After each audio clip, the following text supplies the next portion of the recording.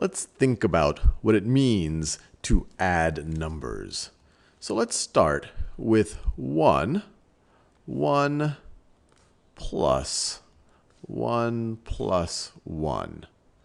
What is this going to be equal to?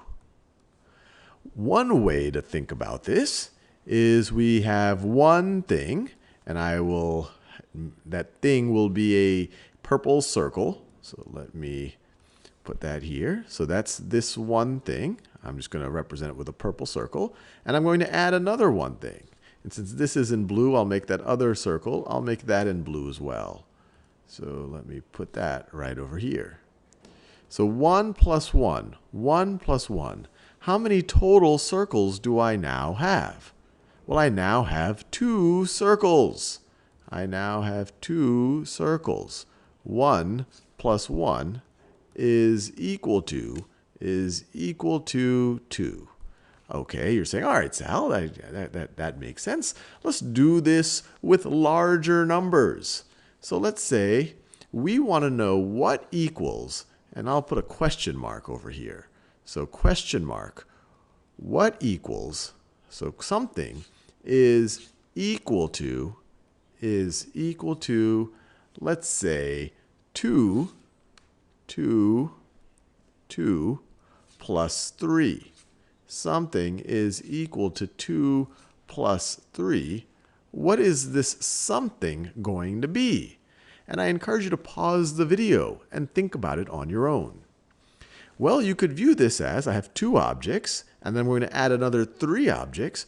How many total objects would I have? So you have your 2 objects, which I'll use purple circles again. So so we have 1 and 2 purple circles. This is the 2 right over here. And then to that, we're going to add 3 more. 3 more circles. And I'll represent those in blue because we wrote the 3 here in blue.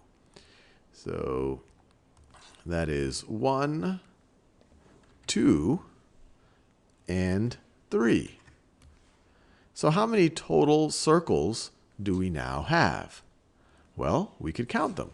We have 1, 2, 3, 4, 5. In fact, let me count that. 1, 2, 3, 4, 5 circles. So 2 plus 3, 2 things plus another 3 things are 5 things.